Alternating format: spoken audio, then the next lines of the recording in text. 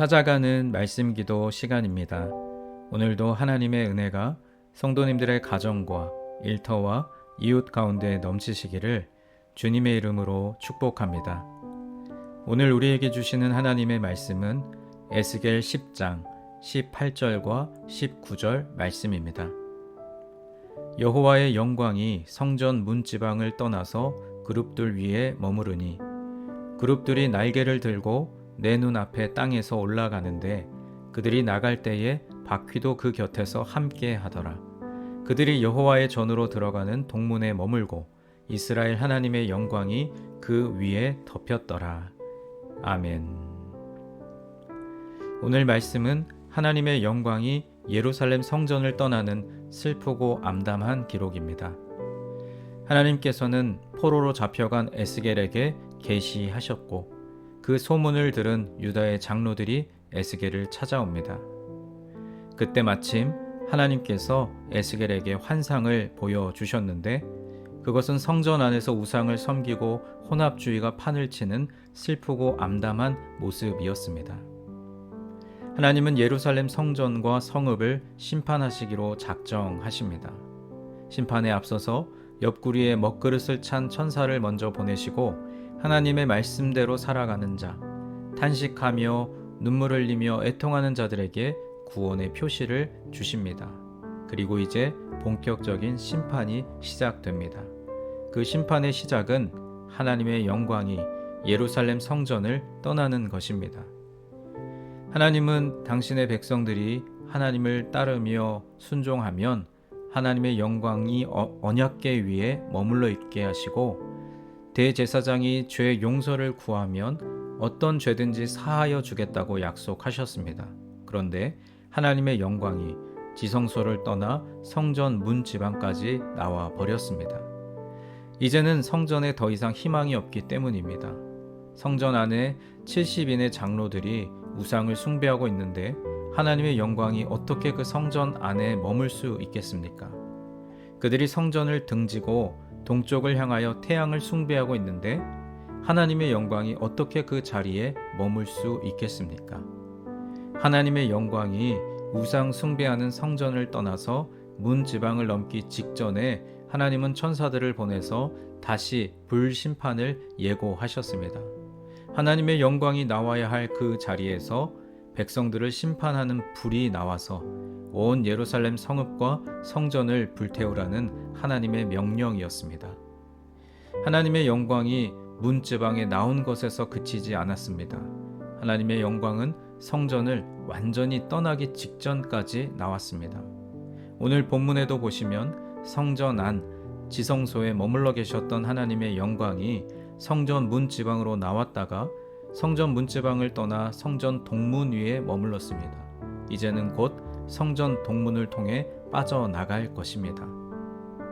사람의 눈에는 하나님의 영광이 있는지 없는지 보이지 않습니다. 그러나 떠나간 후에 알게 됩니다.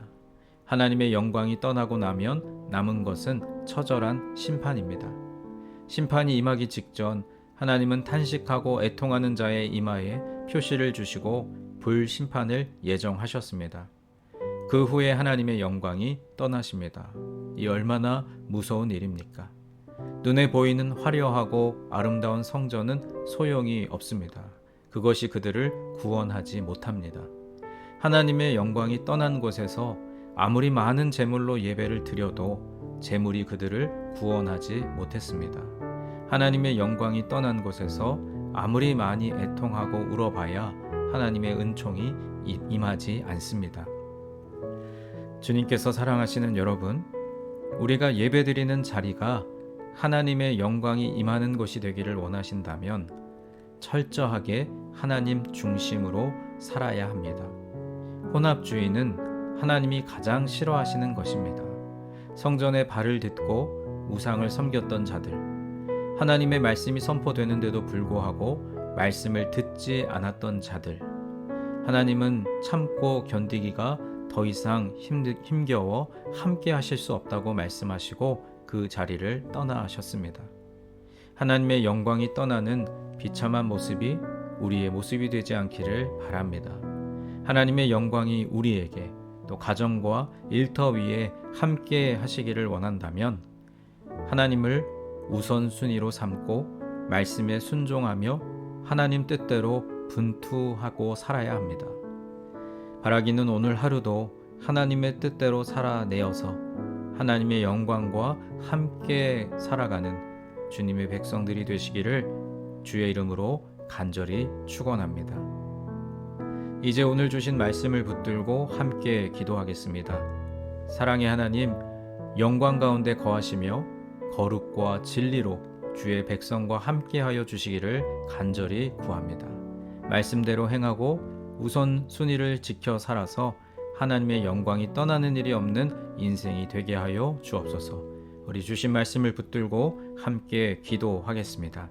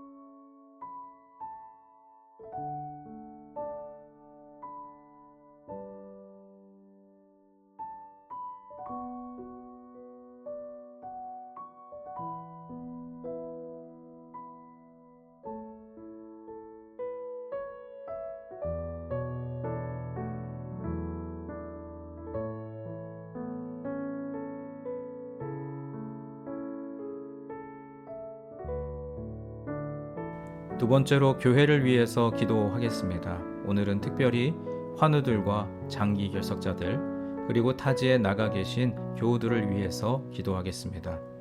주님, 유니온의 환우들과 여러 가지 사정으로 교회에 나오지 못하고 계신 교우들을 축복하시어 그들의 마음과 육신이 날로 더욱 강건해지게 하옵소서. 어디에 있든지 늘 주님과 동행하는 삶을 살게 하옵소서. 우리 교회를 위해서 또 성도들을 위해서 함께 기도하겠습니다.